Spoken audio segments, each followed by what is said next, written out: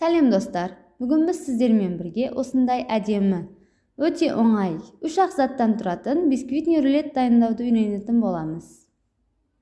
Видеоны соңына дейін қарап, дайындап көруге кеңес беремін. Керек заттарды видеоның астындағы описанияға жазып қалдырамын. Менде 2 бисквитный рулет. Сіздер біреуінде дайындасаңыздар болады.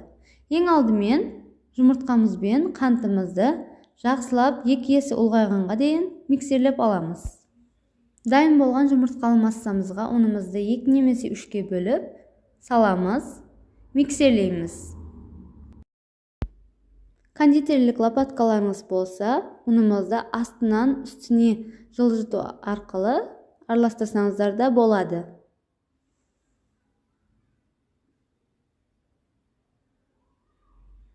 Бізде осындай әдемі қою масса шығады. Енді оны пергамент қағазына салып, қызып тұрған пеште пісіріп аламыз. Барынша сапалы пергамент қағаз алуға тырысыңыздар. Массамызды листімізге бір тегіс етіп жайып шығамыз. Менің дайын бисквитім 180 градуста 10 минутта пісіп шықты.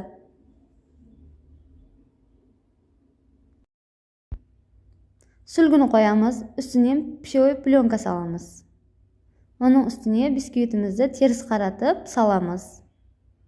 Астындағы пергамент қағазымызды бисквиттен ажыратып аламыз.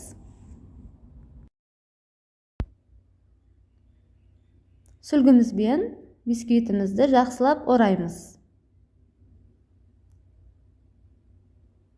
Бисквитіміз суы үшін 1 сағатқа қалдырамыз. Менің бисквитім суды, енді оны аламыз, ашамыз. Алдын ала дайындап қойған кремімізді бисквитімізге бір тегіс етіп жағып шығамыз. Мендегі крем чиз. Сіздер қалаған кремдеріңізді жақсаңыздар болады. Видеоның астындағы описанияға кремлердің түрлерін жазып қалдырамын. Бір тегіс етіп жағып шықтық. Енді жақсылап ораймыз. Қаласаңыздар, рулеттің ортасына жеміс-жидектер салып жіберсеңіздер болады. Дайын болған рулетімізді тоңазытқышқа крем сіңу үшін 1 немесе 2 сағатқа қалдырамыз. Рулетіміздің шеттеріндегі артықтарын кесіп алып тастаймыз. Үстінен мен қызыл шоколад құйдым. Сіздер өз қалауларыңыз бойынша әсемдеуге де болады.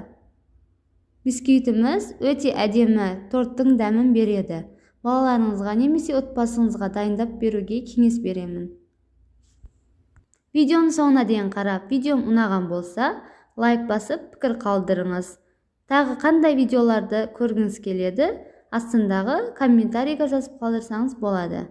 Сонымен қатар, менің келесі видеоларымды өткізіп алмас үшін каналға тіркеліп кетуді ұмытпаңыз. Келесі видеоларда кездескенге дейін сау болыңыз.